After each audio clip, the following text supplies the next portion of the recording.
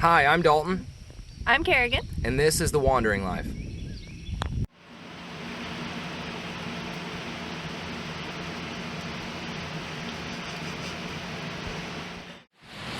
It's raining.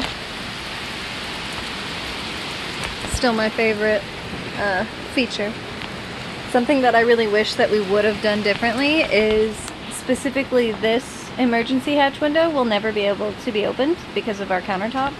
I really wish that we would have moved that window to one of these two next to the couch, so that way I would have been able to have two usable windows like this. It's really kind of a shame, in my opinion, because I love these windows. He is working on cutting the ceiling panel to go up here. We should get that done today, though I am a little worried about how we're going to get it from the barn to the bus without it getting soaked. We shall see.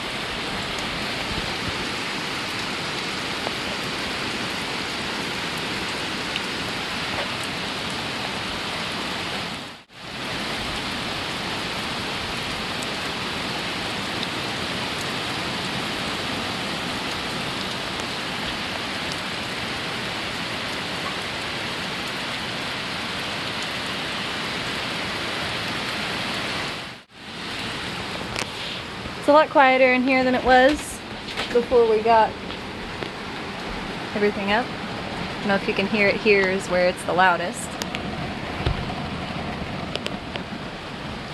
Our emergency hatch.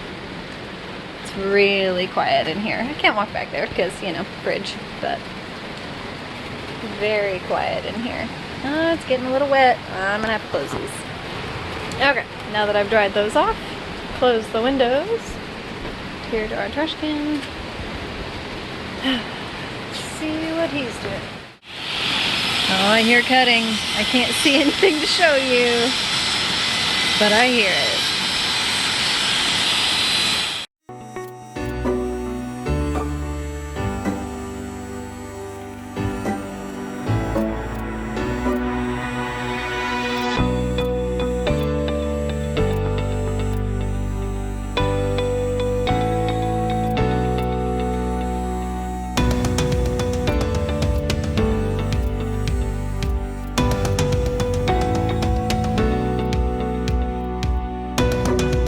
Alright, so today we came out here just to mainly get this ceiling panel up right here on top of the fridge. And we got the other stained board put up in that corner. So that corner's all done. We've got the lights ran across the top. They are going to stop about where this curtain is right here. The lights, because we're going to have cabinets from that window covering all the way to the sink. So the lights won't go all the way across at the end, but I think we may line the cabinets with it or something to make sure we have light towards the front. But we officially have, well, not power, but lights. We're also going to add some around the inside of this. We're going to open this up and do them from the inside so that way the light shines out. Just some more ambient lighting. So essentially, other than the overhead cabinet here over the sink and trim, Desperate need of trim. Staining that bathroom wall that covers up our cubby, I'd say the entire front is basically finished. And everything is exactly probably where it's going to be. Except, you know, our TV will be on the wall mount thing, and we'll have some other stuff in here because we'll be living in it. But I'm pretty happy with what it looks like so far. Honestly, if you'd have told me a year ago that I'd have it looking this nice, I would have laughed. There's no way. It was such an oh my gosh, such an overwhelming task. Yeah. Like just even thinking about it, and I just kept getting myself psyched up and jazzed up and tackling it, you know, one day at a time. And here we are a year later. I'm standing in pretty much a finished front section with lights and stuff, and it's pretty exciting. We redesigned the shower again, but my parents are going to come out and do it this weekend. They've decided if they have a day to just tackle it, that it'll get done. So we'll see. It will get done. Yeah. And then the toilet, I've still got a little bit of stuff to do on the toilet, but the toilet is pretty much... That light's not going to come through. Yeah, I really can't see anything. The toilet is pretty much how it's going to be. I've got to an idea for a barn door here that I want to design with plexiglass windows that are smoked out, like our privacy smoke on these bathroom windows. So it'll be the same thing. Which we have posted about before. Yeah. We can't show you right now, but I'm still not 100% sure on what I'm going to do for the door in the bathroom, but we're getting there. We'll figure that out.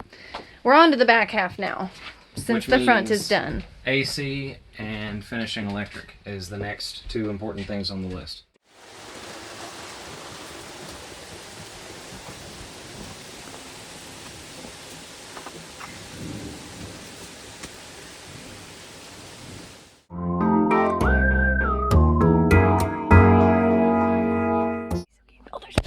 There's like 5 or 6 of them. Oh my god, they're so cute.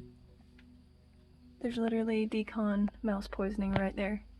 The yellow box. Yeah.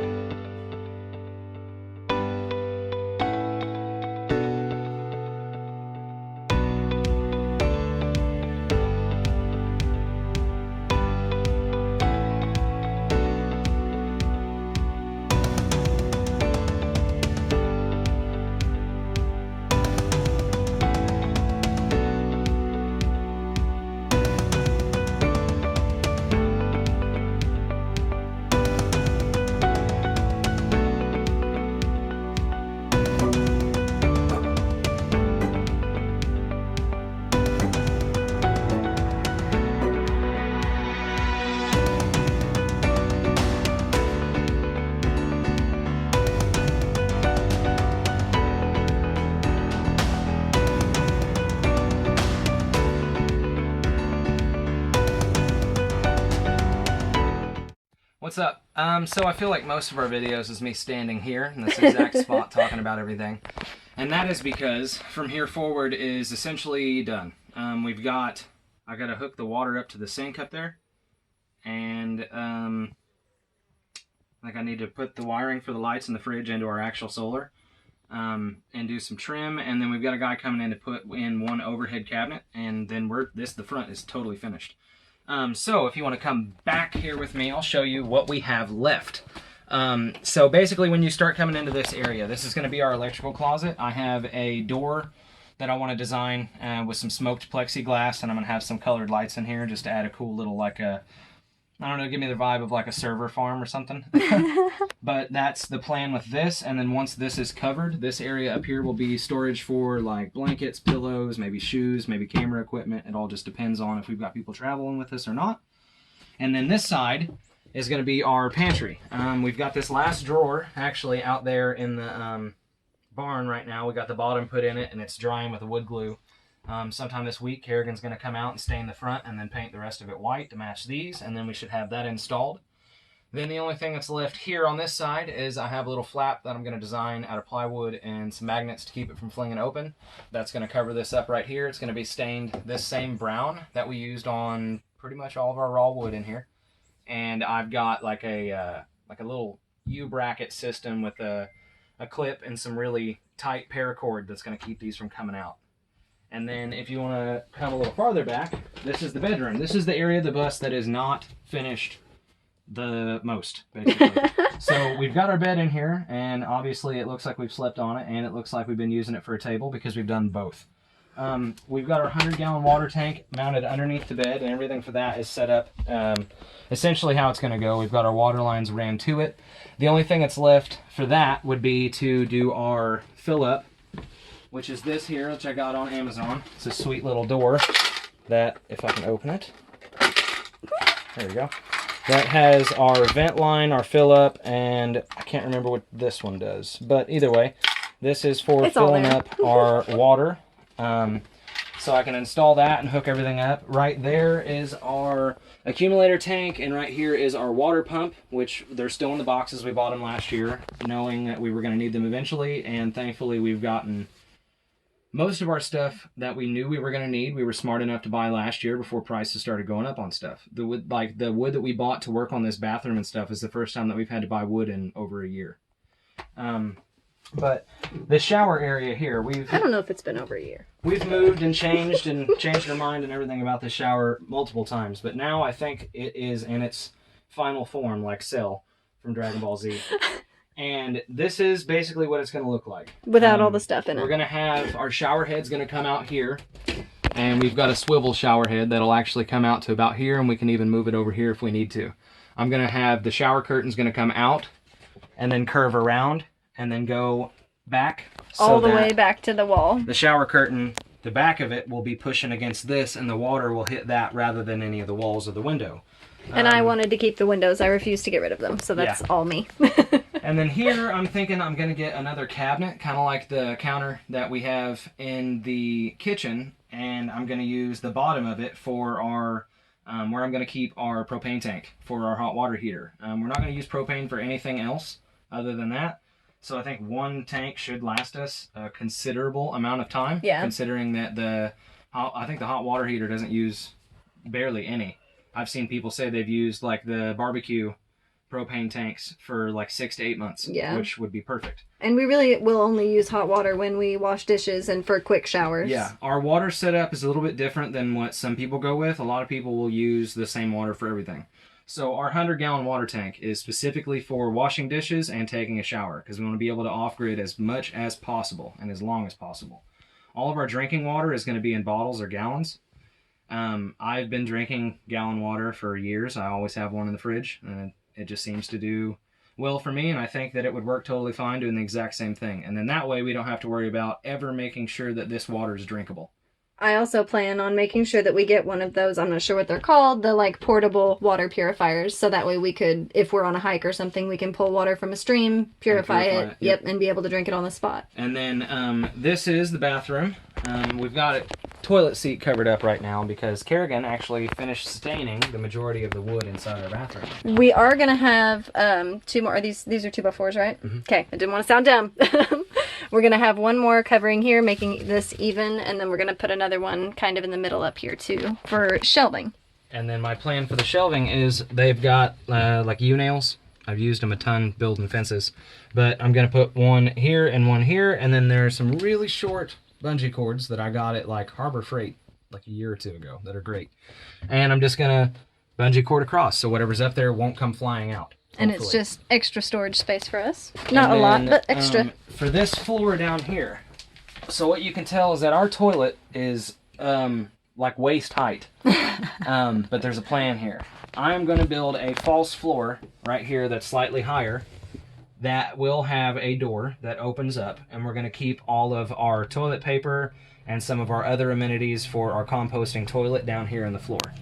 When you open this door, all you'll see will be our urine diverter, our toilet, and our urine jug. The composting toilet setup that we got from Johnny Compost actually comes with this really sweet setup where your hose runs to this, and if you look down inside, there is a exhaust fan that runs on 12 volt, which is fantastic. Camera's not focusing. You won't ever really have to worry about smelling anything, because that seems to be like the most common question that we get when people ask what we're doing for our toilet, or they're being like, oh, well, you'll have to stop and empty your black tanks. And then I have to remind people, like, we're building a bus, we didn't buy an RV. So we're doing it specifically so we don't have to constantly stop and empty things. Who is it?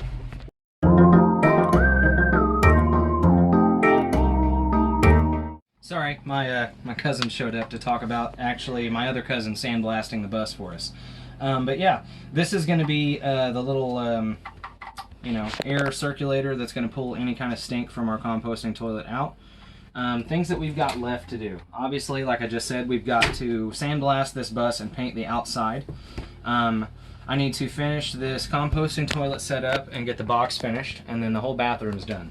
And then I need to do the wall here and the ceiling panel here, and then I've got like a little closet armoire type storage thing that I'm going to build right here in between here and the bed that'll have a little shelf on it for us to set our phone chargers and our phones when we go to bed.